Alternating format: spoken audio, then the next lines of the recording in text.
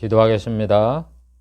하나님 아버지, 죄 많고 허물 많고 무지한 저희들을 사랑해 주시어서 예수를 믿게 하시고 성령을 주시어서 진리를 깨닫게 하심을 감사를 드리옵나이다.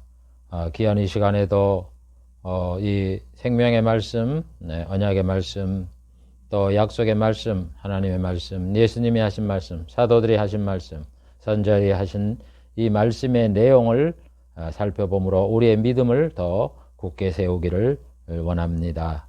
우리 주의 성령께서 역사해 주시어서 부족한 종 이 말씀의 뜻을 순간순간마다 잘 깨닫고 전달할 수 있도록 은혜 주시고, 말씀을 듣는 성도들 이것을 잘 이해하여 그들의 믿음이 더욱 성장하는 데 귀한 생명의 양식이 되게 해 주시옵소서. 예수님의 이름으로 기도하옵나이다. 아멘.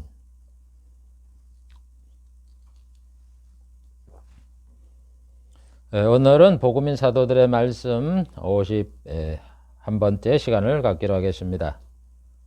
사도들이 여러 말씀을 하셨는데 세 번째 언약에 대한 말씀에 대하여 40번째 시간을 갖기로 하겠습니다.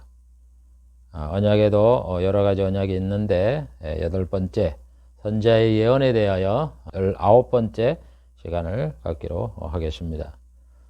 지금까지 18번에 걸쳐서 선지자의 예언에 대하여 마태, 마가, 누가, 요한, 베드로, 바울 이렇게 6분들이 어떻게 해석을 했는가를 살펴봤는데, 오늘은 히브리서 저자에 대해서 살펴보겠습니다.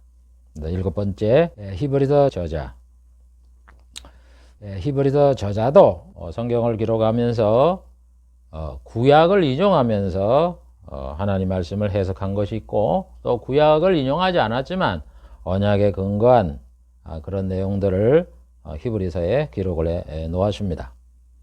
그래서 오늘은 히브리서 저자가 구약을 인용하면서 기록한 이 말씀에 대해서 살펴보려고 합니다. 첫 번째, 히브리서 저자가 구약을 인용하면서 기록한 말씀들.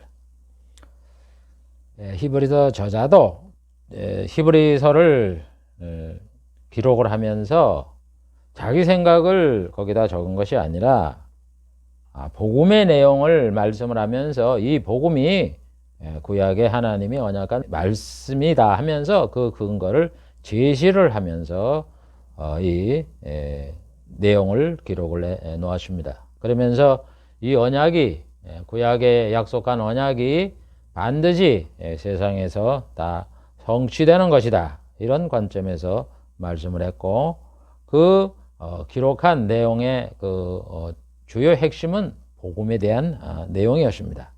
그래서 히브리서를 보면은 구주가 되시는 예수님에 대한 것, 또 천국 건설에 대한 것, 인간 구원에 관한 것, 이런 내용들을 구약을 인용하면서 말씀을 했습니다. 그래서 히브리서 저자가 히브리 1장 1절부터 맨 처음부터 하나님이 옛날 선지자를 통하여 여러 모양으로 우리 조상에게 말씀하셨다, 이렇게 시작을 합니다. 히브리 1장 1절, 옛절의 선지자들로 여러 부분과 여러 모양으로 우리 조상들에게 말씀하신 하나님이, 이렇게 말씀을 하고 있어요. 여러분, 우리가 선지자 그러면은 대개 성경을 기록한 이사야, 에레미야 이런 선지자, 말라기까지 대소 선지자 아니면 또 이제 그 전에 하나님의 말씀을 받은 그런 엘리야, 엘리사 이런 분들을 이제 선지자다 이렇게 칭하는데, 그거는 우리 이제 신학적으로 그렇게 얘기를 하는 거고, 실제는 여기 선지자라는 말이 하나님의 그 말씀을 계시를 받은 자를 다 선지자라 그러기 때문에, 아담도 하나님의 말씀을 받았잖아요. 그러니까 아담도 선지자고, 노아도 선지자고, 아브라함도 선지자고, 그 다음에 모세도 선지자인 거예요. 그래서 여기에 선자들에게 여러 부분과 여러 모양으로 말씀했다 하는 이 말씀이 바로 언약을 얘기하는 거예요. 하나님의 말씀을 전해준 거. 그러니까 우리가 말하는 선자들은 하나님의 언약의 한 부분이잖아요. 제가 말씀을 하지만 대개 이제 이 언약이 하나님이 구속 언약까지 합해서 11가지를 말씀을 했는데 그 중에 선지자의 예언들이 언약의 부분에 속하는 거지 실제는 이 세상의 구속 언약을 제외하고 하나님이 우리 인간들, 선자들에게 말씀하신 이 언약이 10가지가 있거든요. 그분들이 다 선자다 이런 얘기예요. 그래서 히브리서가 선자의 예언뿐만 아니라 모세도 인용을 하고 여러 가지 다른 분들에 대한 그런 내용도 인용하라는 이유가 이 선자라는 이 말이 하나님이 계시를 받은 자 이런 의미가 있기 때문인 겁니다. 그래서 그분들에게 여러 부분과 여러 모양으로 말씀했다. 여러분 이 구약의 말씀은 하나님이 인간을 구원하는 복음의 말씀을 미리 예수님이 오시기 전에 이스라엘에게 기록을 해서 모든 후대에 예수님을 믿고 난 다음에 이 하나님의 복음이 하나님이 계획하신 그런 뜻이었다는 것을 밝혀주기 위해서 또 믿음을 갖게 하기 위해서 구약시대에 복음을 전파했던 거예요. 그래서 그 복음을 소개할 때에 여러 모양 여러 가지를 다 활용을 한 거예요. 율법의 말씀 속에도 있고 모형에도 있고 또 이적에도 나타나고 또 여러 가지 일상적인 삶에도 나타나고 뭐 이런 것들이 전부 다 복음에 대한 그 모형이었다 이런 얘기입니다. 인물도 보면은 그게 다 예수님에 대한 예언이고 아담도 예수님이 둘째 아담이라 그러잖아요. 아담을 보고 예수님의 모형이라 그러잖아요. 사도 바울은. 그 다음에 다윗이 만왕의 왕이 된 것이 예수님 앞으로 만왕의 왕이 된다는 그 모형이고 다 모든 것이 또 선지자, 제사장, 왕들에게 기름 부음을 붓는 거는 그리스도가 왕과 제사장과 선자의 직분을 가질 것을 모형하는 거고 다 이렇게 여러 모양, 여러 부분 이런 것들을 우리 하나님이 계시를 통해 선자에게 말씀을 하셨다 이런 얘기예요. 우리 조상에 말씀하신 하나님이 이렇게 서두를 시작하고 있는 겁니다. 그래서 이 구약의 하나님이 언약하신 이 내용이 천국 복음이라는 거는 이 모든 신약 시대에 뭐 유명한 뭐 사도들이라고 생각을 하나 주 안에서는 유명한 사람이 없습니까? 그건 주님만이 하시는 거지. 뭐 스데반과 같은 분 또 뭐 야고보와 같은 분들은 얼마 말씀을 안 했지만 다 이구동성으로 구약의 이 하나님이 언약한 것이 천국의 영생복락이다 하는 것을 다 나름대로 소신껏 밝혔고 그거를 성경에 기록을 해 놓았다 이런 얘기입니다. 그래서 히브리 저자가 구약을 인용하면서 기록한 것이 무엇인가 라는 것을 지금부터 간략하게 히브리 중심으로 살펴보기로 하겠습니다.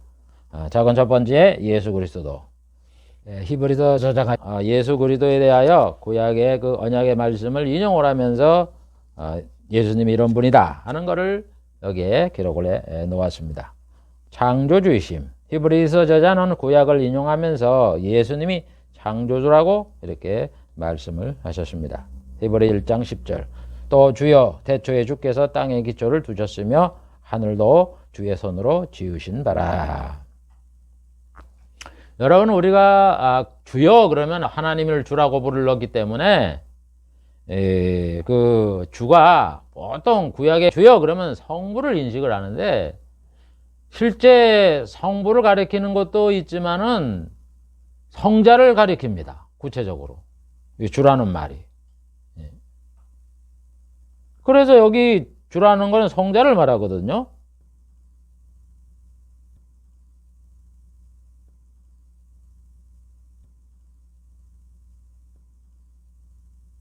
주께서 땅에 기초를 두셨으며 땅에 기초를 두셨으며 말씀이 창조주라는 얘기 아니에요. 하늘도 주의 손으로 만드신 바라.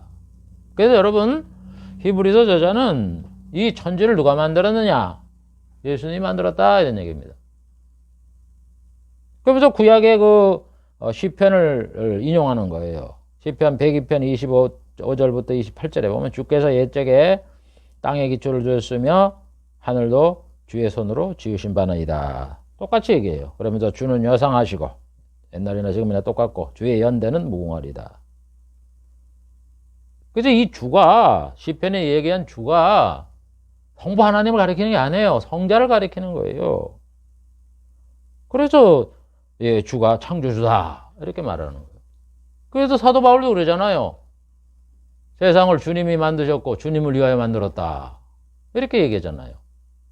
그러니까 우리가 예수님을 너무 과소평가하고 있어요. 우리 지금 신약시대 사람들이.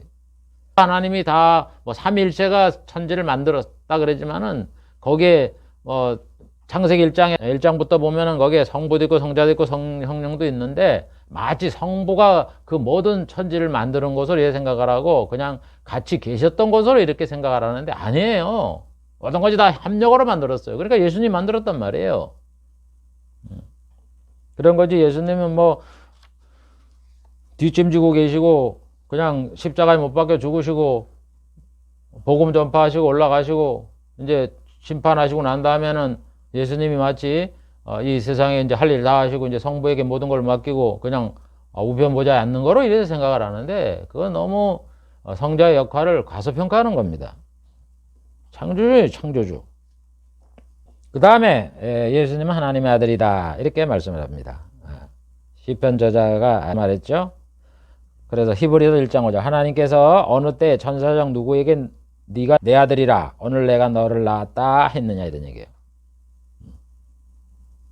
하나님이 어느 누구한테 너는 내 아들이다 오늘 내가 너를 낳았다 이 말한 그 너가 누구냐는 거예요. 예수님이라는 거죠. 또 다시 나는 그에게 아버지가 되고 그는 내 아들이 되리라 하셨느냐 이렇게 그 구약을 인용하면서 말씀을 했냐 이런 거예요. 나는 그에게 아버지가 되고 그는 내게 아들이 된다는 건 사무엘하 7장에 나오잖아요. 다윗한테 하나님이 나단 선지자를 통해 하신 말씀만 해요. 거기서 그의 아버지가 되는 그분, 그가 예수님을 가리키는 거고 시편에 나타난 너 이게 바로 누구라는 거예요. 예수님에 대한 약속이다 이런 얘기예요. 그러니까 오늘 여기 지금 몇 개 안 했지만은 구약시대에 하나님이 주라고 말씀할 때 그 예수님을 주라고 말을 하는 거고 그 다음에 너라고도 표현을 하고 그 다음에 여기 또 그라고도 이렇게 표현을 하는 거예요. 그래서 성경에 보면은 예수님을 가리키는 말이 나라는 말도 있고 그라는 말도 있고 1인칭으로 나죠. 그 다음에 너 2인칭으로 말씀하셔야 되고 3인칭 그, 저, 그나저나 뭐 우리는 다 그렇게 두 개로 표현하니까 그, 저, 그 다음에 왕, 주 이런 식으로 말씀한 거의 내용을 가만히 보면 그게 다 예수님에 대한 예언이에요. 그래서 시편 2편 7절에 뭐라 그래요? 너는 내 아들이다. 오늘날 내가 너를 낳았다. 2인칭으로 얘기하잖아요. 그 아들이 누구라는 거예요? 하나님의 아들이라는 거죠. 예수님이죠. 사무엘하 7장 12절부터 보면 뭐라 그래요? 다윗한테 그러잖아요. 내가 내 몸 다윗에게 날 자식을 네 뒤에 세워 그 나라를 견고하게 할 것이다. 저는 그는 있잖아요. 저가 그잖아요. 내 이름을 위하여 집을 건축할 것이고 나는 그 나라 위를 영원히 견고케 하리라. 예수님에 대한 얘기거든요. 내 이름을 집을 건축한다. 그래서 예수님이 성전을 건축하잖아요. 무슨 성전을 건축해요? 성전이 뭐예요? 교회지. 성전은 여러분 하나님이 계신 곳 교회를 말하는 거예요. 우리 지상예술적에는. 그래서 성경에 보면은 성경의 모든 그 뭐 지시대명사나 무슨 뭐 모형이나 사건이나 이적이나 또 율법의 내용이나 이런 것들이 다 예수님에 대한 거예요. 인간 구원에 관련된 거라고요. 그러면 이제 우리가 구약에는 그렇게 모형으로 비유로 말씀을 했지만 그걸 우리가 신약시대에서는 복음의 본질로 해석을 해야지 그걸 물질로 세상 것으로 해석을 하면 안 되죠. 그 다음에 히브리서 저자는 예수님을 누구라 그러냐? 하나님 우편에 앉은 분이다. 이렇게 시편의 저자의 예언을 인용하면서 말을 해요. 히브리서 1장 13절 어느 때 천사적 누구에게 내가 내 원수로 내 발등상 되게까지 너는 내 우편에 앉았으라 하셨느냐. 무슨 얘기예요? 쉽게 얘기하면 하나님이 구약시대에 내가 내 원수로 내 발등상 되게 하기까지 너는 내 우편에 앉아있으라 그랬는데 우편에 앉아있을 너가 누구냐 이런 얘기예요. 천사 보고 얘기했느냐 이런 얘기예요. 예수님이다 이런 뜻이죠. 그래서 시편 110편 1절에 여호와께서 내 주에게 말씀하시기를 내가 내 원수로 내 발등상 되게 하기까지 너는 내 우편에 앉아있으라 하셨도다. 여호와께서 내 주. 보세요. 여호와가 있고 내 주가 있잖아요. 똑같이 하나님이잖아요. 하나님 부르는 명칭 아니에요. 여호와는 성부를 주로 여호와라 그러고 내 주. 주가 누구예요? 하나님이잖아요. 그러니까 성부와 성자죠. 그러니까 주라는 말을 구약을 가만히 이렇게 연구를 해보면 성자를 가리키는 거예요. 그래서 성부가 성자한테 그러잖아요. 내 우편에 앉아 있으라고. 내 원수를 내 발등상 되게 하기까지. 그래서 예수님을 하나님의 우편에 앉으실 분이다. 구약에 예언한 대로 하나님의 우편에 앉으실 분이다. 그래서 지금 하나님의 우편에 앉아 계셨다는 거예요. 뭐 하나님의 우편에 앉아 있는다는 말이 그렇잖아요. 솔직히 우리가 누가 뭐 예수님이 하늘에 올라가신 거는 뭐 감남산에 올라갔다니까 그건 볼 수 있어요. 어느 정도까지는. 그 다음에 저 위에 올라가면 안 보이겠지만은. 그러나 하나님의 우편에 앉아 있었다고 마가복음에 기록이 되어 있는데 누가 뭐 봤어요?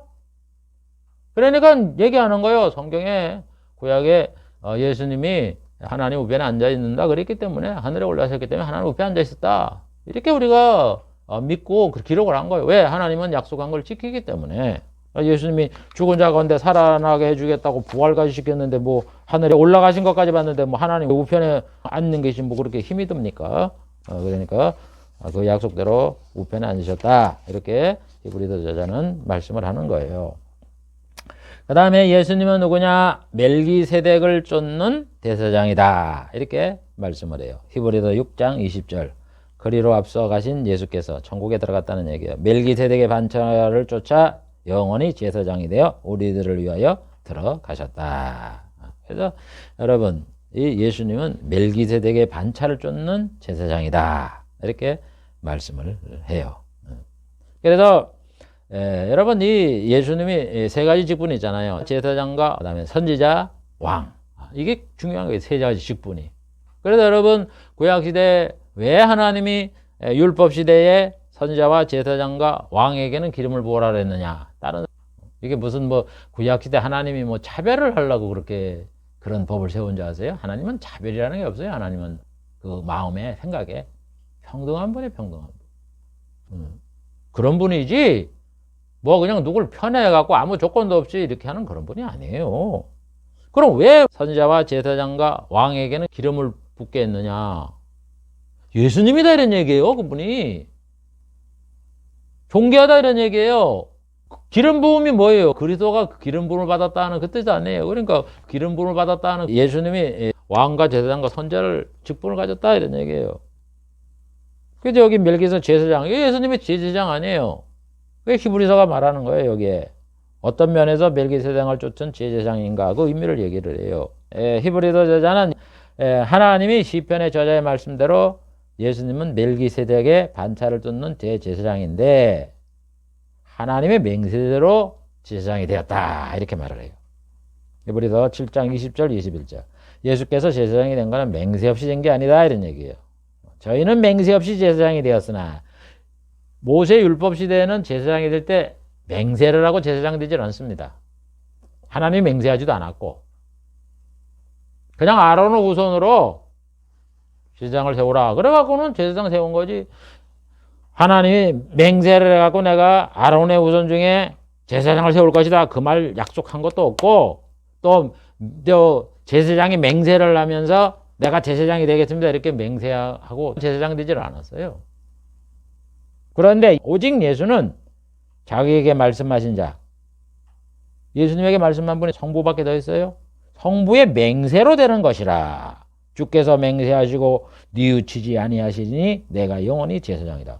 지금 하나님이 맹세하시고 뉘우치지 아니하시니 내가 영원한 제사장이다. 이렇게 하나님이 제사장을 세우겠다고 맹세한 대로 예수님이 제사장이 되었다. 이렇게 말을 하는 거예요. 그래서 시편 110편 4절에 보면 여호와는 맹세하고 변치 아니하시리라. 이르시되 너는 멜기세덱의 반차를 쫓아 영원한 제사장이라 하였도다. 너 예수님이잖아요.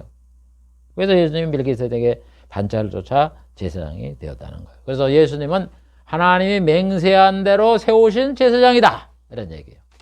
모세 율법 시대의 제사장과 또 다른 차원의 제사장이다. 이렇게 말씀을 해요. 그럼 왜 예수님은 그 모세 율법의 제사장과 달랐느냐? 그걸 이제 여기 쭉 히브리서 저자가 설명을 하는 거죠. 그러면서 멜기세덱이 나오는데 멜기세덱은 뭐냐? 예수님의 모형이다 이런 얘기예요. 하나님이 멜기세덱을 쫓는 대제사장이라 그랬는데 그럼 멜기세덱이 누구냐? 멜기세덱은 예수님의 모형이다 이런 얘기예요. 멜기세덱이 어떤 사람이에요? 아브라함이 전쟁을 해갖고 승리를 해갖고 적군의 그 노략물을 빼어서 오고 난 다음에 전쟁에서 얻은 10분의 1을 멜기세덱한테 갖다 주잖아요. 그러니까 또 멜기세덱이 이걸 받고 또 아브라함에게 복을 빌어줍니다. 그거를 가지고 뭐라 그러냐. 멜기세덱은 믿음의 조사인 아브라함에게 복을 빈 자였고 11조를 받은 자였고 복을 빌어줬다. 그래도 복을 빌어준 자는 복빔을 받는 자보다 높은 자다. 이렇게 해석을 해요. 히브리서 7장 4절부터 7절을 보면은 이 사람 멜기세덱을 말하는 거죠. 이 사람이 어떻게 높은 거를 생각하라. 우리 조상 아브라함이 노량물 중 좋은 것을 10분의 1을 저에게 주었느니라. 레위 족보에 들지 않은 멜기세덱이 여러분 족보 어디에 사는 사람도 모르는데 무슨 레위 족보면 아브라함, 이삭, 야곱 증손자네. 레위가 증손자가 있기 전에 아브라함 시대에 있었던 일인데 레위의 족보에 들어갑니까? 멜기세덱은 그 전 세대 사람이라고요. 3대 조라고요. 아브라함과 같은 시대에 있던 사람 아니에요. 레위 족보에 들지 않은 멜기세덱이 아브라함으로부터 10분의 1을 취하고 그 얻은 자를 위하여 복을 빌었다 이런 얘기예요. 그래서 이 멜기세덱은 아브라함보다 높다 이런 얘기예요. 폐일어나고 여러 말 하지 말고 낮은 자가 높은 자에게 복을 받느니라. 그렇잖아요. 높은 자가 낮은 자에게 복을 비는 거지 무슨 낮은 자가 높은 사람을 복을 빌습니까? 아브라함 믿음의 조상이잖아요. 멜기세덱은 아브라함보다 높다 이런 얘기예요. 그래서 그 멜기세덱이 예수님이다 이런 얘기예요. 모형이니까. 그래서 예수님도 저 아브라함보다 높잖아요. 아브라함의 후손으로 육신으로는 태어났지만 아브라함보다 높지 않습니까?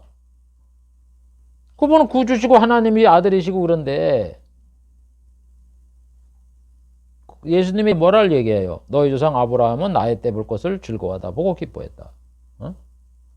이방의 많은 사람들이 아브라함과 이삭과 야곱과 함께 천국에 앉는다. 이렇게 천국에 들어갔다. 지금 아브라함에 대해서 그 말씀을 하시잖아요. 예수님이. 그게 뭐예요? 내가 구주다. 아브라함이 구주다 이런 얘기예요. 여러분 하나님이 아브라함한테 너의 씨를 통하여 천하 만민이 복을 얻게 해주겠다 할 적에 거기에 예수님 때문에 천하 만민이 복을 얻는데 천하 만민이 복을 얻으려면 예수를 믿어야 돼 안 믿어야 돼요? 아브라함도. 믿어야 되잖아요. 뭐 아브라함이 무슨 예수님의 조상이라고 그래갖고 너는 조상이니까 너는 예외해. 너는 천국에 내가 들여보내줄게. 하나님이 그렇게 약속을 합니까? 하나님이 그렇게 편견으로 그렇게 안 한다니까. 그분은 사심 있는 분이 아니라니까. 하나님이 너의 씨 예수를 믿으면 영생복을 준다고 약속을 했기 때문에 아브라함도 예외가 없는 거고 아담도 예외가 없는 거예요. 여러분. 그래서 아브라함이 그걸 듣고서 이 아브라함이 나의 때 예수님의 때를 볼 거를 즐거워하다. 보려고 얼마나 사모라고 그랬는지 와 그분을 통해서 복을 얻으면 나도 그러면 예수 천하 만민에 들어가야 되는데 예수님이 어떤 분인가 무슨 일을 하시는가 이런 거를 사모하고 그 속에 들어가도 나도 예수님을 통해서 복을 받아야지 이런 거를 보고 받는 이 복에 대한 즐거움 이런 것들을 즐거워하다가 보고 기뻐했다. 그걸 사모한 거예요. 그러니까 영적인 구원의 은총을 사모했다 이런 얘기예요. 그러니까는 아브라함도 예수님을 구주로 생각을 하고 복을 줄 분으로 생각을 하고 사모라고 그랬는데 아브라함이 더 높아요? 예수님이 더 높아요 대체? 지금 그 말씀을 하는 거예요. 히브리서 저자가. 그러다 이 멜기세덱은 믿음의 조상 아브라함보다 높기 때문에 제사장 직분을 맡은 레위 족속보다 높았다 이런 얘기예요. 그래서 레위족도 멜기세덱의 11조를 들었다는 거예요. 7장 9절부터 10절 10분의 1을 받는 레위도 모세 시대의 레위를 통해서 백성들로부터 10분의 1을 받으라 그런 레위도 아브라함으로 말미암아 10분의 1을 바쳤다 할 수 있나니 멜기세덱이 아브라함을 만날 때 레위는 아직 자기 조상의 허리에 있었다. 멜기세덱이 아브라함을 만났을 때 레위가 있었어요 없었어요? 아브라함이 아직 자식도 없었는데 이삭도 안 낳았는데 그 밑에 허리에 있었다. 아직까지 태어나지 않았다. 이런. 그런데 레위의 증조되고 믿음의 조상인 아브라함이 그 멜기세덱에 바쳤으니까 레위족도보다 더 높지 않냐 이런 얘기예요. 하나님이 그렇게 해서 그 제도를 그렇게 시간상으로 만들었다 이런 얘기예요. 그러니까 그게 뭐예요? 예수님도 레위족보다 높다 이런 얘기예요. 그러니까 레위족보다 높다는 얘기 뭐예요? 율법보다 높다는 얘기예요. 율법을 통해서 레위족이 제사장의 직분을 가졌으니까. 지금 이 히브리서 저자는 결국 율법보다 예수님이 더 높다. 지금 그 얘기를 하고 계시는 거예요. 그래서 봐보세요. 그러면서 이 멜기세덱 속에 이 예수님에 대한 이 영적 비밀이 많단 말이에요. 멜기세덱은 당시의 제사장인데, 제사장들을 만든 게 모세 시대잖아요. 제사장을 만든 게. 모세 전에 3대조 이상 아브라함과 동시대의 사람인 멜기세덱이 분명히 성경에 보면 제사장이라고 했다는 얘기예요. 그래서 멜기세덱은 누구냐 이런 얘기예요. 레위 시대 하나님이 모세에게 세운 제사장이 아닌 특별한 제사장이었다 이런 얘기예요. 그러잖아요. 멜기세덱이 제사장이라고 성경에 분명히 나오는데, 그러면 제사장 제도를 하나님이 세운 거는 레위족 모세에게 모세지대 그 아론의 후손을 통하여 제사장을 세우라고 이렇게 만들어냈는데, 그러면 어디서 난 거예요? 대체 멜기세덱이라는 제사장은 특별한 제사장이에요. 그게 바로 예수님이 그렇잖아요. 예수님이 무슨 모세지대 레위족 속에로 태어나서 아론의 후손입니까? 아니잖아요. 예수님이 유다 지파요. 그러면 여러분 멜기세덱이 레위 지파예요? 아예 그 사람은 아예 뭐 12지파에 속하지도 않은 사람이야. 아브라함과 다른 사람이니까. 특별한 제사장. 예수님도 특별한 하나님이 세운 제사장이다 이런 얘기예요. 그래서 멜기세덱을 만나서 아브라함한테 11조를 이래 받음으로 인하여 복을 빌어주는 이 모형을 하나님이 왜 만들어 놨느냐? 앞으로 그런 제사장이 온다 이런 얘기예요. 아브라함보다 더 높은 사람이 온다 이런 얘기예요. 구주이신 그분이 제사장의 직분을 담당을 하게 될 것이다. 그거를 히브리서 저자는 말씀을 하고 있는 겁니다.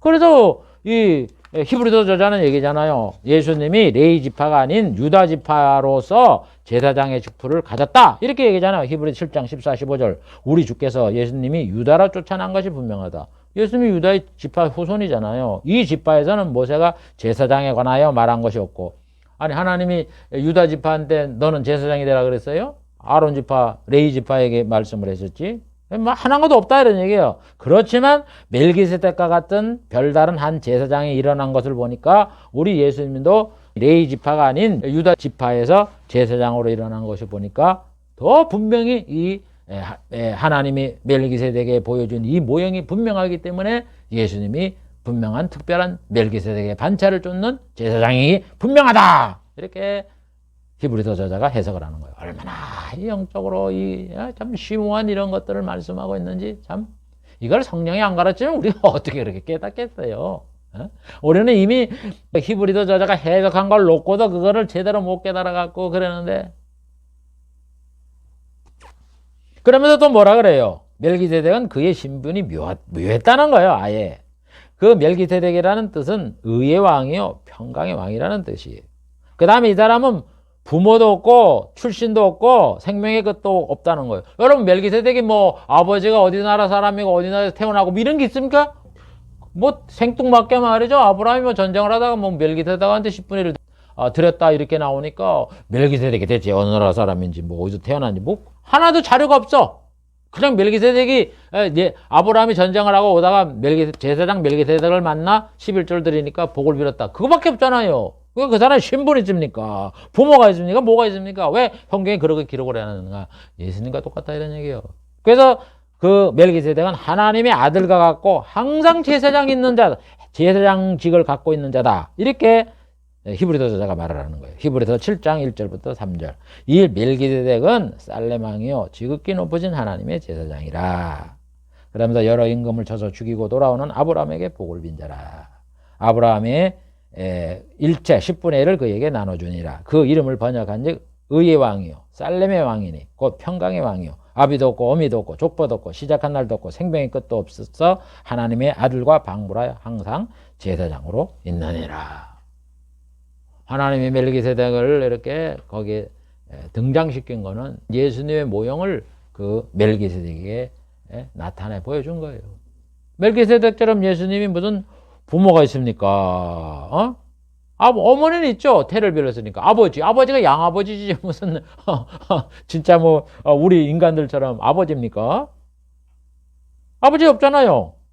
그 다음에 예수님 의의 왕이고 평강의 왕이고, 그 다음에 하나님의 아들이고 항상 제사장이잖아. 우리 예수님이 영원한 제사장이잖아요.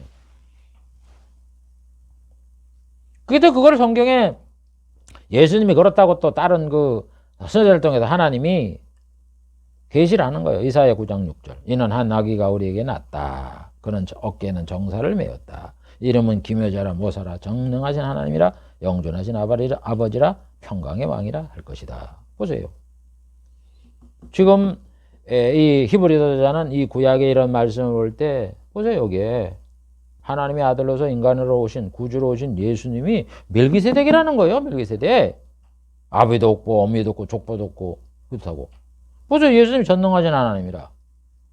성경이 예언하기 때문에 여기 예언한 그 예수님의 모형이 바로 멜기세덱이구나. 멜기세덱이 바로 예수님을 우리에게 예언하는구나. 실물이 예수님이구나 하는 것을 가르쳐준다 이런 얘기예요.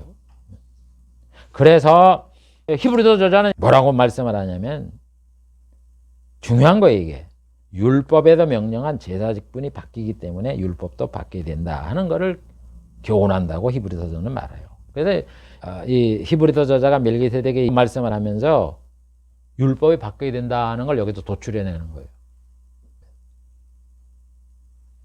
히브리서 7장 11, 12. 레위 계통의 제사 직분으로 말미암아 온전함을 얻을 수 있었으면 어찌하여 아론의 반차를 쫓지 않고 멜기세덱의 반차를 쫓는 별다른 한 제사장을 세울 필요가 있느냐. 하나님이 왜 아론한테 레위 족속으로 제사장을 세우라 그러면서 왜 그 전에 아브라함한테는 이 멜기세덱이라는 생뚱맞은 사람한테 11조를 드리고 복을 비는 이렇게 했냐 이런 얘기예요. 그 일을 왜 하나님이 만들었냐 이런 얘기예요. 그러니까 여러분 성경을 똑바로 이해를 해야 돼요. 이게 굉장히 중요한 거예요. 하나님이 율법을 주었는데 하나님께서 아브라함한테는 너희 씨로 인하여 천하 만민이 복을 얻겠다 이렇게 하고 왜 율법을 줬냐 이런 얘기 그거 똑같은 거예요. 이거를 이 이스라엘 사람들이 오해를 해갖고 예수님을 죽이잖아. 하나님이 레위 족속으로 인해서 죄를 용서해 주기 위해서 제사 직분 세운 거 아니에요. 동물 제사를 드리라고. 그게 온전했으면 뭐하러 레위 지파가 아닌 멜기세덱과 같은 멜기세덱의 반차를 쫓는 멜기세덱처럼 레위 지파가 아닌 다른 지파의 출신을 제사장으로 세웠냐 이거. 예수님을 구주로 세웠냐 이런 얘기예요. 그래서 제사 직분이 변하면 율법도 변해야 된다. 그러니까 제사가 동물 제사를 드리는 이런 거잖아요. 그런데 예수님이 자기신의 몸을 드렸잖아요. 그렇게 제사도 바뀌었으니까 율법도 바뀌어야 된다 이런 얘기예요. 여러 히브리서 저자는 얼마나 바울처럼 율법이 바뀌어야 된다라는 거를 모든 그 신약의 저자들이 다 말을 했지만 그걸 얼마나 여기서 강조를 하고 그 말을 하는지 우리가 잘 이해를 해야 돼요. 이런 걸 깨달아야 우리가 정말 구원의 확실한 거를 일부 깨닫는 거예요.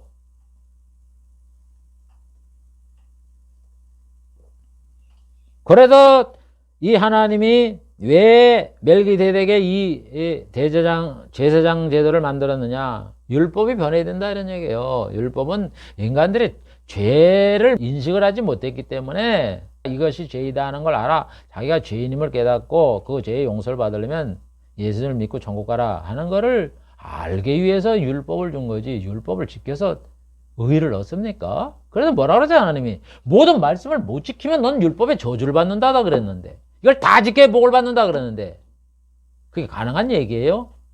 그렇게 해서 이스라엘 사람들이 율법을 못 지켜서 나라가 망하고 말이야 2600년 동안 나라에 독립을 하지 못하고 이렇게 고생을 당했는데 오늘 그거를 뻔히 알고 있는 이 시대 사람들이 율법을 지켜서면 뭐 세상에 복 받는다고 이렇게 헛것을 가리키니 얼마나 참 무지하고 참 정말 안타까운지 유대 사람들도 몰라갖고 그렇게 율법의 저주 다 안 지켰으니까 율법의 저주를 받아서 망했는데도 말이죠. 그걸 우리가 역사로 다 알고 있는 지금 현 시대의 목사들이라는 사람이 그걸 또 가르쳐요. 율법을 지키겠다고. 이렇게 여기 사도 바울도 얘기하고 히브리서자도 이렇게 제사 직분이 변했기 때문에 율법도 반드시 변혁된다 그러면 우리가 율법 속에도 예수님을 찾아내고 복음을 찾아내야지. 왜 거기에 들어가나 나가나 떡반죽 그릇에 복을 받고 그따고 설교를 하고 앉아있냐고.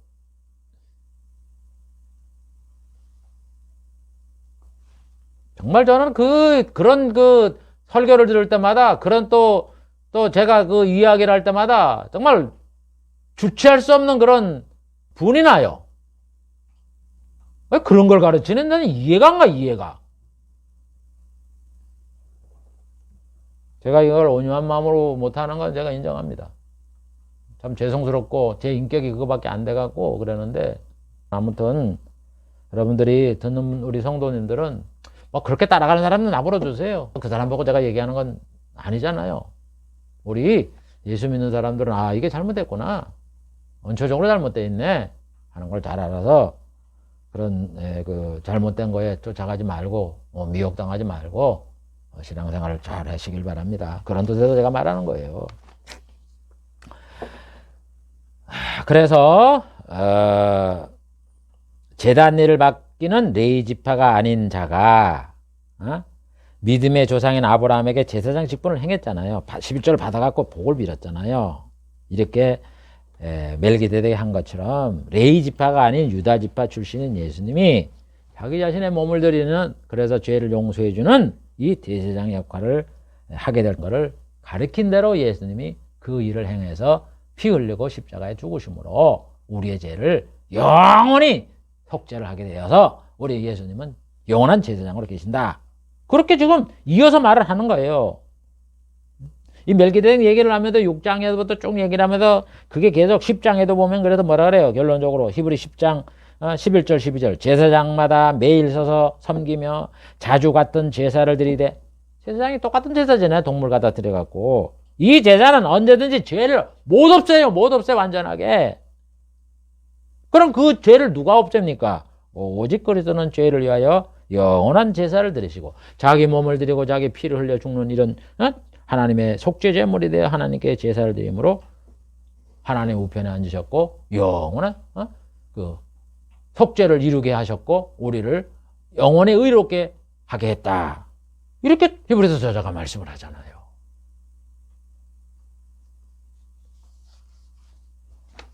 그래서 결국 이 제사장이라는 말은 우리 구약 시대에 하나님이 그 제사장을 세운 것이 죄의 용서를 위해서, 율법을 지키다가 못 지키면 죄를 지면 짐승 하나 데려와서 속죄제사 드리라는 거 아니에요.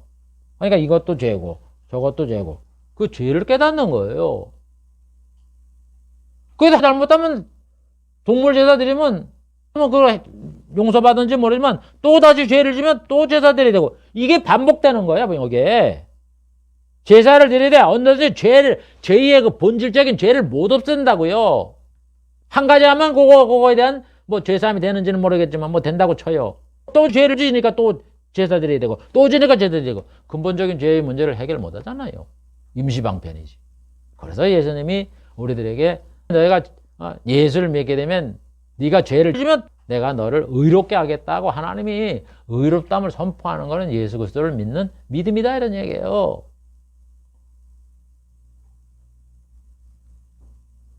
그래서 사도 바울도 율법은 사람에게 의를 주는 게 아니다는 거예요. 죄인임을 깨닫게 해서 예수님께 인도하는 몽학선생이라고 이렇게 말씀하셨듯이 히브리서 저자도 제사 중에 율법의 제사는 죄를 없애지 못하는 것이고, 예수님이 제사를 드려 영원한 제사를 드림으로 인간의 죄를 용서해 줘야 온전히 구원을 할 수가 있고, 예수님은 영원히 계시기 때문에 그의 제사직분은 변하지 않는다, 이렇게 말씀을 하는 거예요. 그래도 히브리서 7장 24, 25절에 뭐라 그래요? 예수는 영원히 계심으로 그 제사직분도 갈리지 아니하시니 이러므로 자기를 힘입어 하나님께 나아가는 자들을 온전히 구원할 수 있으며 이는 그가 항상 살아서 저희를 위하여 간구하심이니라. 제사장은 살다가 자기 그 생명이 다 하면 죽잖아요. 또 이 사람 생기고 자손으로 계속 이어지면 또 이렇게 생기는 이런 분이 아니라 예수님은 영원히 계시기 때문에 제사 직분은 안 갈린다는 거예요. 안 바뀐다는 거예요. 그래서 온전하게 자기를 힘입어 하나님께 나아가는 자를 온전히 구원할 수 있다. 예수님으로 온전히 구원을 받을 수 있다. 이렇게 여기에 예수님의 그 제사장 직분에 대해서 해석을 해 놓은 겁니다. 그래서 여러분, 예수님이 제사장이다 하는 것은 그의 몸과 피를 흘려서 우리를 위하여 죽으심으로 인하여 그를 믿는 자마다 죄를 용서해 주는 걸 말하는 거고, 그 예수님이 이런 제사장의 직분을 갖는다는 것을 하나님은 멜기세덱을 통하여 우리에게 레위 지파가 아닌 다른 분들을 세울 것이다 하는 약속대로 예수님이 유다 지파에서 태어나셔서 십자가에 돌아가심으로 그 속죄, 죄의 용서를 받는 일들을 감당을 하셨다. 그거를 여기에 말씀을 하고 있는 겁니다. 그 다음에 예수님은 속죄제물이다 라고 히브리서 저자는 시편의 저자의 말씀을 기록을 하는 거예요. 히브리서 10장 3절부터 10절. 그러나 이 제사들은 해마다 죄를 생각나게 하는 것이다. 율법은 제사를 지내도 죄를 생각나게 해요. 내가 이 죄 지어서 내가 제물 드려야지. 그게 죄를 생각나잖아요. 근데 우리는 예수 믿으면 죄를 생각을 합니까? 죄는 우리가 용서를 했으니까 어떻게 예수님 앞에 거룩하게 살고 성결하게 살고 사랑을 하고 이걸 강조하잖아요. 이게 다른 거죠. 왜 그러면 율법에는 해마다 죄를 생각나게 하느냐? 황소와 염소의 피가 능히 죄를 깨끗하게 못하기 때문에 그러는 거예요. 짐승이라는 우리의 죄를 온전히 깨끗하게 못해요. 그러므로 세상에 임하실 때에 가라사대 예수님이 세상에 임할 때에 하나님이 제사와 예물을 원치 아니하시고 오직 나를 위하여 한 몸을 예비하셨도다. 여러분, 하나님은 구약시대에 이 율법을 지켜서 제사를 드리라 그러면서도 또 다른 한편의 선자를 통해서 제사와 예물을 안 기뻐한다 그래요. 제사를 드리지도 말라 그러잖아요. 그 의미를 잘 알아야 돼요. 이게 본질적으로는 동물 제사를 지내서 사람들의 의의를 줄 수 없다는 걸 알기 때문에 예수님이 올 때까지 한시적으로 이걸 지켜야 되니까 지키라고 명을 하지만은 그게 내가 너희들의 죄를 용서해주는 본질적인 근원적인 방법은 아니다. 그래서 하나님이 말하는 거예요. 번제함과 속죄제를 기뻐하지 않는다고 하라고 말하지만 그게 본질적으로 해결책이 아니기 때문에 기뻐하지 않지만 자선적으로 예수님 올 때까지 당분간 미봉책으로 사용하라. 이 말씀을 여기에 기록을 해놓은 거예요. 이에 내가 말하기를, 예수님이 이제 말하는 거예요. 하나님이여 보시옵소서. 두루마리처에 나를 가르쳐 기록된 것 같이. 두루마리처에 성경 구약에 예수님의 온갖 말씀으로 가득 차 있잖아요. 가르쳐 기록된 것 같이 하나님의 뜻을 행하러 왔나이다. 그래서 예수님이 하나님의 뜻을 행하러 왔다고 이 예수님에 대한 그 기록대로 예수님이 오셔서 어떻게 했다는 거예요. 이 뜻을 쫓아 하나님의 뜻을 쫓아 예수 그리스도가 몸을 단번에 드림으로 우리가 거룩함을 얻었다. 이렇게 말하는 거예요. 그러니까 하나님께서 예수를 보내서 우리의 죄를 용서해주고 거룩하게 해주겠다 하는 걸 약속한 대로 예수님이 오셔서 자기 몸을 들여서 예수님이 우리를 거룩하게 만들었다. 그 얘기를 하는 거예요. 그럼 그걸 어디에 하나님이 죄사함의 약속, 속죄제물의 약속을 말을 했느냐? 시편 40편 6절 7절에 말하는 거예요. 주께서 나의 귀를 통하여 들리시기를. 여기서 주는 또 성부예요. 나는 또 예수님이고 주께서 나의 귀를 통하여 들리시기를. 하나님이 성자에게 말씀했다는 거예요. 제사와 예물을 기뻐하지 아니하시며 번제함과 속죄자를 요구하지 아니하신다 하신지라. 그때 내가 말하기를 내가 왔나이다. 나를 가려 기록한 것이 두루마치게 있나이다. 보세요.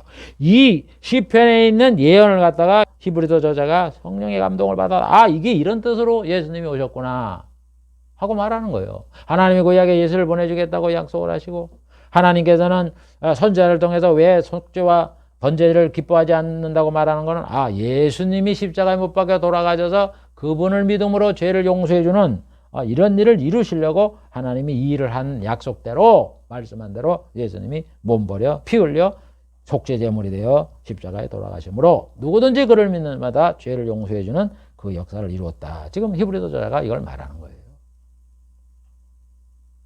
한마디로 예수님이 죽으심으로 피 흘리심으로 인하여 그를 믿는 자마다 죄를 용서해 주는 거예요. 의롭게 하는 거예요. 그래서 사도 바울은 그걸 뭐라 그래요? 구속 언약에서 하나님이 창세전에 에베소 1장 7절에 그의 피로 말미암아 구속 곧 죄사함을 얻게 한다. 그 말씀을 지금 히브리서 저자는 깨달은 대로 이렇게 제사 제도를 인용을 하며 또 멜기세덱의 제사를 인용을 하면서 이거를 설명하는 거예요. 다 이렇게 설명하는 방법이 다를 뿐이지 말씀하는 요지는 똑같아요. 예수님을 통하여 우리의 죄를 용서받는다는 거를. 그래서 히브리서 1장 3절에 보면 예수님이 죄를 정결케 하는 일을 하신다. 그렇게 말하는 거예요. 속죄제물이니까. 그 다음에 예수님은 누구냐? 새 언약의 중보다. 이렇게 말을 해요. 히브리서 저자는 하나님이 예레미야 선지자를 통해 언약한 대로 예수님이 새 언약을 세우셨다. 하나님의 언약이 아담 언약, 노아 언약, 아브라함 언약, 모세의 율법 이런 게 많잖아요. 근데 그거는 구약의 언약이고 새 언약이에요, 새 언약. 새 언약은 예수님이 세운 걸 새 언약이라 그래요. 그러면은 언약과 새 언약이 다르냐? 아니에요. 구약의 모든 언약 중에 행위 언약이 있어요. 행위 언약은 선악과 시험과 율법이 있어요. 요거만 다르고 다른 노아 언약, 아브라함 언약 이런 것들은 새 언약을 설명해 주는 거예요. 증거하는 거예요. 미리 말씀을 하는 거예요. 이해되세요? 새 언약 안에 언약이 있는 거예요. 그 중에 이 율법과 선악과의 시험은 뭐냐? 새 언약 속에 있는데 뭐 하는 거냐? 선악과 시험은 사람이 모두 죄인이 되게 해서 예수를 믿으면 죄를 용서받을 수 있는 자격을 주기 위해서 선악과 시험을 한 거예요. 그 다음에 율법은 뭐냐? 예수를 믿으면 죄를 용서해 주는데, 죄를 용서해 준다는 건 내가 죄인이라는 걸 알아야 죄를 용서해 줄, 예수님을 찾을 거 아니야. 그러니까 죄인임을 깨닫게 하려고 율법을 준 거예요. 그런 의미 속에서 언약이에요. 새 언약 안에 그 필요한 조건을 충족시키기 위해서 하나님이 선악과 시험과 율법을 주었다 이런 얘기예요. 그래서 구약의 모든 이 언약은 신약에 있는 언약에 그거를 지지를 해주는 거예요. 앞으로 이런 언약을 세울 것이다. 예수님이 이렇게 오실 것이다. 예수님이 이렇게 죄를 용서해 줄 것이다. 예수님이 심판할 것이다. 예수님이 천국을 건설할 것이다. 그거를 소개한 내용이 이 언약인 거예요. 그래서 언약이다 그러면 새 언약이나 구약의 언약이나 율법이나 다 똑같은 거예요. 율법을 자꾸 여러분 잘못 생각을 해도 율법 조항을 지켜서 그거를 지키면 복 받는다, 의롭게 된다라고 이렇게 헛주장을 하니까 문제인 거지. 율법 자체가 언약이에요. 죄를 깨달아서 예수 믿게 하려고 율법을 주었다니까. 그걸 유대 사람들이 잘못 곡해를 한 거지. 그래서 하나님이 예레미야 선지자를 통해서 새 언약을 세운다고 얘기를 하잖아요. 한번 히브리 저자의 말을 들어봅시다. 8장 6절부터 13절. 이제 그가 예수님이 더 아름다운 직분을 가졌으니 더 좋은 약속으로 세우신 더 좋은 언약의 중보다. 더 좋은 약속, 더 좋은 언약. 이게 뭐예요? 새 언약이잖아요. 왜 중보시다. 저 첫 언약이 모세 율법을 말하는 거예요. 무엄하였더라면 둘째 것을 요구할 것이 없어지네. 둘째 것, 새 언약을 세운다고 안 했겠지만 하나님이 첫 번째 율법은 흠이 있었기 때문에 율법은 죄를 깨닫는 거지 율법을 지킨다 해도 의를 못 얻잖아요. 그게 흠이 있다 이런 얘기예요. 그래서 둘째 거를 약속을 안 했을 것이다 이런 얘기예요. 둘째 거는 뭐냐? 주께서 가라사대 이제 예레미야 예언을 말씀하는 거예요. 볼지어다 날이 이르리니 내가 이스라엘 집과 유다 집으로 새 언약을 세우리라. 보세요. 하나님이 이스라엘 백성에게 언약을 세울 때 모세율법을 세웠잖아요. 그런데 날이 이르리니 앞으로 모세지대 이후에 내가 이스라엘 집과 유다 집으로 새 언약을 세운다. 그러면서 이스라엘 집으로 세울 언약이 이것이니 내 법을 저희 생각에 두고 마음에 이거를 기록하라. 하나님의 법을 돌판에서도 이거 지키라, 이거 지키지 마라, 이거 하라 이렇게 안 하겠다는 거예요. 마음에 두겠다는 거. 마음이 뭐예요? 예수 믿으면 천국, 의로움을 주고 안 믿으면 지옥 가고. 예수님의 죄를 죄사함을 받는다는 걸 네가 안 믿으니까 지옥 가고. 그거잖아요. 그거 믿음이다 이런 얘기예요. 마음에 둔다 이런 얘기예요. 그런 거지. 무슨 계명 지켜라 안 지켜라 그거 하는 거 아니에요. 그거 지켜서 구원받는 게 아니다 이런 얘기예요. 그래서 마음에 둔 자에게는 다시 죄를 기억지 아니하시라 하였느니라. 새 언약이라고 말씀하셨기 때문에 첫 것은 날 가지고 없어지는 것이지만은 그래서 율법이 없어지는 거예요. 새 언약이 오면. 그러면서 히브리 저자가 말하잖아요. 그래서 히브리 저자가 이 새 언약의 중보라고 예수님 말씀하신 이 근거가 어디냐? 하나님이 예레미야에게 하신 새 언약을 세운다라고 말씀한 그 언약대로 예수님이 새 언약을 세웠다는 거예요.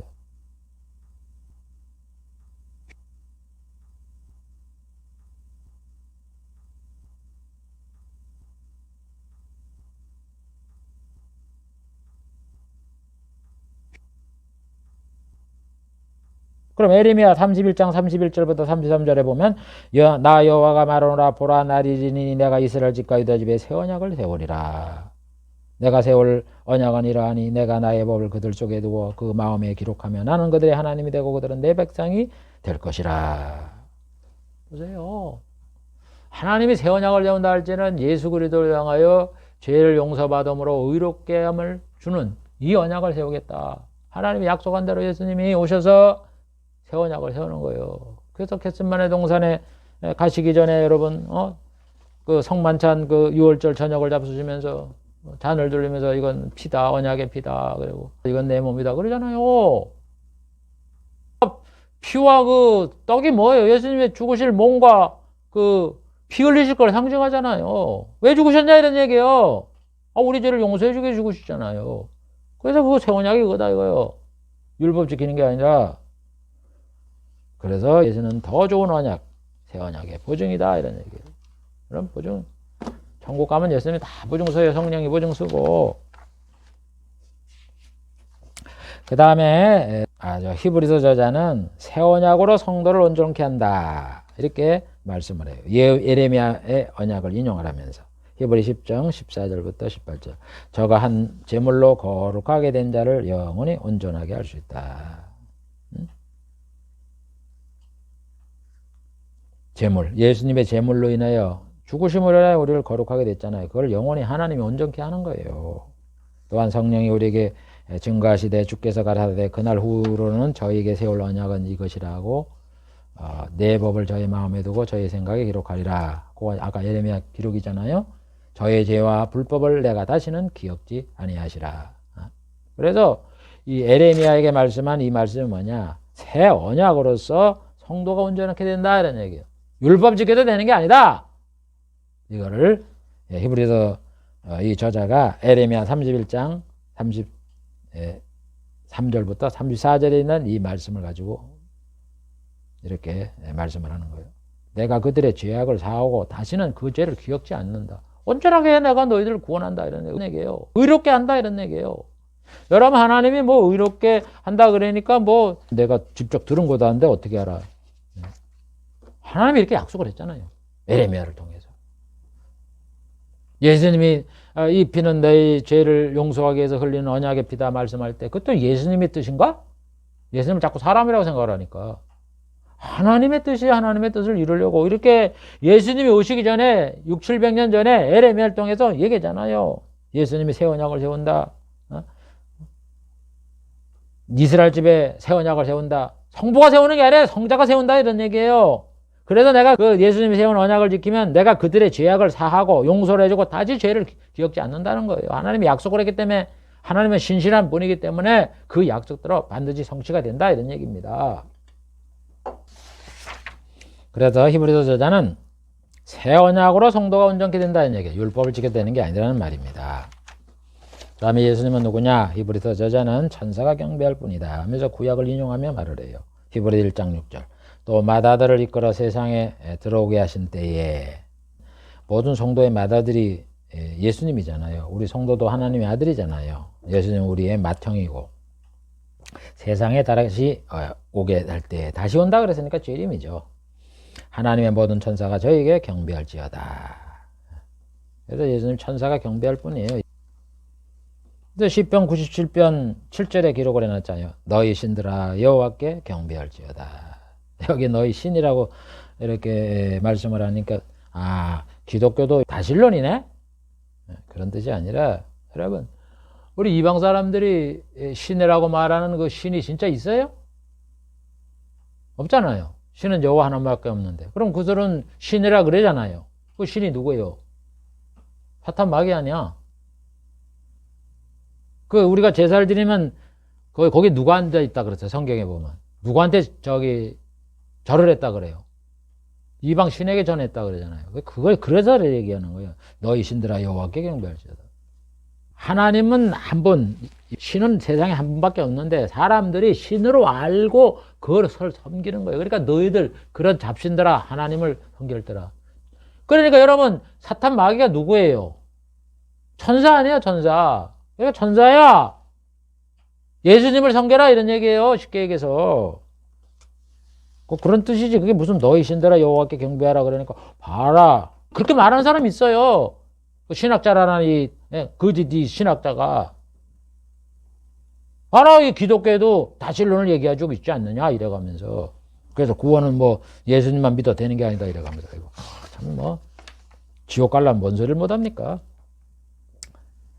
그래서 예수님은 천사가 경배할 뿐이다 이런 얘기예요. 그 다음에는 히브리 저자는 예수님은 만왕의 왕이다. 시편의 저자의 말씀을 인용해서 말을 해요. 히브리서 1장 8절 9절. 아들에 관하여는 예수님에 대한 거예요. 하나님이여 주의 보좌가 영영하며 주의 나라의 홀은 공평한 홀이니이다. 주의 보좌. 이 주의 보좌가 성부의 보좌가 영원하다는 그런 나라가 아니라 아들의 보좌가 영원하고 아들의 나라의 홀, 왕이 영원하다는 거예요. 내가 의를 사랑하고 불법을 미워했기 때문에 하나님이 너에게 즐거운 기름을 내게 주어 기쁨을 준다는 거예요. 내 동료들보다 승하게, 내 동료들보다 낫게 주겠다. 사람보다 낫게 주겠다. 그래서 예수님이 왕이 되는 거예요. 동료가 누구예요? 왕이잖아. 예수님이 왕이니까 왕들보다 더 높게 주겠다. 그게 만왕의 왕인 거예요. 여러분, 이 세상에 다윗이 왕이지만 다윗이 뭐 왕이라 봐야 뭐 개코테하고 저 유브라다 강부터 그 애국강까지 왕밖에 더 됐지 무슨 전 세계 왕이 됐습니까? 그래서 내 동료보다 더 높은 왕이 된다 이런 얘기예요. 그래서 그 말씀을 하나님이 시편에 45편 6절부터 7절에 말씀을 하잖아요. 하나님이여 주의 보좌가 영원하며 주의 나라의 홀은 공평한 홀이니이다 그러면서 그러므로 하나님 곧 왕의 하나님이 즐거움의 기름으로 왕에게 부어주사 왕의 동료보다 승하게 하셨나이다. 왕에게 부어주사. 하나님이 자기에게 즐거움의 기름을 부어줍니까? 예수님에게 부어준 거죠. 그러니까 왕이라고 예수님을 칭하는 거예요. 그래서 예수님이 왕이 되는 거예요. 그래서 이 땅에 오시면 예수님이 만왕의 왕으로 천국을 다스리는 거예요. 직접. 그래서 아까 예수님이 선자, 제사장, 왕의 직분이 있다는 거죠. 왕의 직분을 해야 될 거는 이 세상에 어디서 다스려야죠. 왜 예수님을 그냥 심판만 하고 그냥 왕이 안 되는 거로 생각을 하고 천련한 걸 부정을 하고 그럽니까?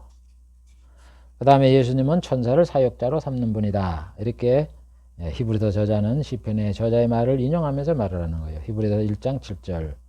또 천사들에 관하여는 그는 예수님을 말하는 거예요. 그의 천사들을 바람으로 그의 사역자를 불꽃으로 삼는다.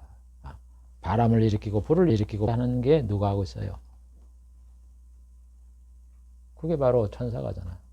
그래서 여러분 우리 그 뭐 그리스나 로마나 이런 신화 또 이런 신을 얘기하는 걸 보면 뭐라 그래요? 불을 관장하는 신이 있다 그러잖아요. 그 신. 그래 우리가 천사를 가지고 신이라 그러는 거예요. 우리 모르니까 이 사람들이 불을 관장하는 신, 뭐 바다의 뭐를 관장하는 신 있잖아요. 그 그리스 신화나 로마 신화에 보면. 그러니까 그 이야기가 사람의 생각을 잘 알고서 말을 하는 거예요. 실제는 그걸 관장하는 그 신이라는 것이 천사란 말이야. 천사 구체적으로. 그러니까 우리가 예수를 안 믿으면 천사를 신으로 여기지. 그 모르니까. 영적으로 무지하니까.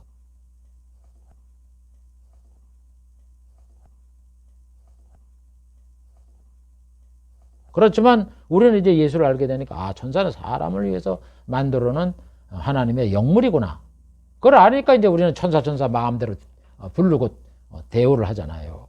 그러나 안 믿을 때는 모를 때는 천사가 신이지 뭐야.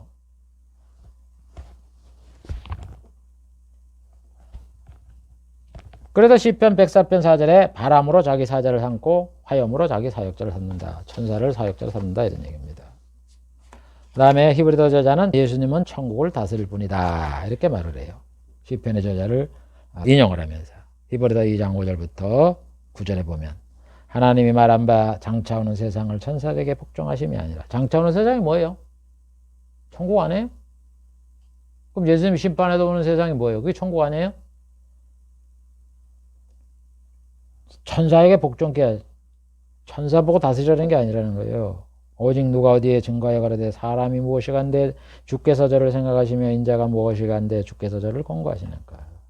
저로 나온 거 예수님 아니에요. 하나님이 저를 무엇 때문에 이렇게 공고하고 생각하느냐 이거예요. 저를 잠깐 동안 천사보다 못하게 하시고 이 땅에 십자가 못 박아 죽을 때까지 예수님이 정말 만물의 찌꺼기처럼 이렇게 십자가 못 박아 죽게 만들었지만 잠깐 동안 천사보다 못하게 했지만 영광과 존귀로 관을 씌우셔서 만물을 그 발 아래 복종케 하셨나이다.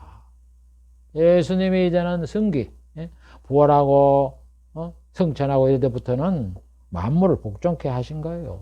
복종케. 만물을 다스리는 거 아니에요. 복종이 뭐예요? 통치자다 이런 얘기죠. 정치적인 용어잖아요. 복종이라는 말이 성경에. 그래서 예수님이 만물을 다스리는 거예요.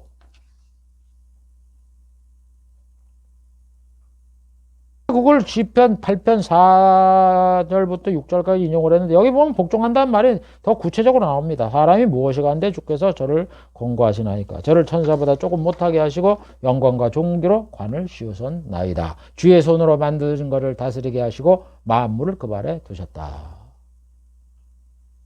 여러분, 예수님이 주의 손으로 만든 걸 다 다스리게 한다고. 그래서 지금도 다스리는데 이 다스리는 게 지금 이렇게 눈에 안 보이고 세상의 정치 체제를 놔두면서 이렇게 다 배후에서 다스린 분은 예수님이고 하나님이죠. 그런데 제가 말하는 거는 이 땅에 예수님이 오셔서 거기에 천국이 건설되면 이 땅에 내려오셔서 재림을 했으니까 우리 눈에 보이시면서 이 세상을 다스린다고요. 천국을. 예수님 만왕의 왕이 돼서 그걸 부정하지 말아라는 얘기예요. 천년 동안 왕이 되는 거를. 주의 손으로 만든 걸 다스리게 하잖아요. 만물을 그 발에 두는 거고. 왜 그 통치, 예수님의 직분은 왕으로서의 직분을 가진 거를 왜 부정을 하냐고. 예수님이 오시면 마치 모든 그 권세와 이런 것들을 성부에게 바치고 예수님은 건설해 주신 장차오는 세상의 통치자, 단독 통치자를 왜 인정을 안 해주냐 이런 얘기예요. 성경은 약속을 하는데. 자, 시간이 되었으므로 오늘 말씀을 요약하고 마치겠습니다. 히브리서 저자는요, 사도 바울도 참 심오하게 구약 성경을 인용하면서 하는데 이 히브리서 저자가 또 보면은 더해요. 더 어려워요. 그래도 이 히브리서 저자의 내용을 분석한 신학자들이 이 히브리서를 지은 분도 사도 바울이다 이렇게 주장을 해요. 저도 거기에 상당히 많이 공감을 해요. 그러나 뭐 누가 그거를 저작을 했느냐 이게 중요한 게 아니잖아요. 그래서 그냥 히브리서 저자 이러니까 그냥 이렇게 분리해서 말을 하지만 이게 우리의 구원을 얻는데 그 내용이 중요한 거지 누가 바울이 그 얘기를 했다 그래서 뭐하고 히브리서 저자가 얘기했다고 뭐하고 베드로가 뭐했다 그건 아니잖아요. 우리가 아볼로냐 바울이냐 이래 갖고는 우리가 세례 받았다고 우리가 구원받는 거 아니듯이 상당히 심오한 그런 영적 진리를 설명하고 있는 것이 히브리서 저자입니다. 그래서 상당히 이 내용들이 강의가 더 자세하게 하려면 더 길어지는데 그냥 또 시간에 한정이 있어서 간단하게 이렇게 말씀을 했는데도 불구하고 1시간이라는 시간이 흘렀네요. 아무튼 정리를 하면은 히브리서 저자도 구약을 인용하면서 말씀을 예수 그리스도에 대해서 오늘 말씀을 살펴봤는데 예수님에 대해서 예수님이 창조주고 하나님의 아들이고 하나님의 우편에 앉을 뿐이고 그 다음에 멜기세덱의 반자를 줬는 제사장으로서 그가 제물이 되어서 십자가에 돌아가심으로 말미암아 우리를 온전하게 의를 주신 속죄 제물이었다. 그리고 그분은 그래서 그 자기의 죽으심으로 인하여 하나님이 구약에 예언한 새 언약을 세우시는 중보자가 되음으로 인하여 우리를 온전케 하신다. 영원히 죄를 용서해 주신다는 거죠. 거룩하게 한다는 거죠. 그러면서 예수님은 천사가 경배를 하고 천사를 사역자로 삼으실 뿐이고 예수님은 만왕의 왕으로서 천지 만물을 다스릴 왕이시다. 이렇게 히브리서 저자가 말씀을 하는 거예요. 이게 다 구약에 예언되어 있는 거다. 이렇게 말씀을 하는 거예요. 그러니까 히브리서 저자나 누구나 바울이나 베드로나 마태, 마가, 누가나 요한이나 다 똑같이 예수가 구주고 천국을 세우실 뿐이고 우리의 죄를 용서해 줘서 구원받게 할 뿐이고 천국이 앞으로 건설되면 다스릴 뿐이다.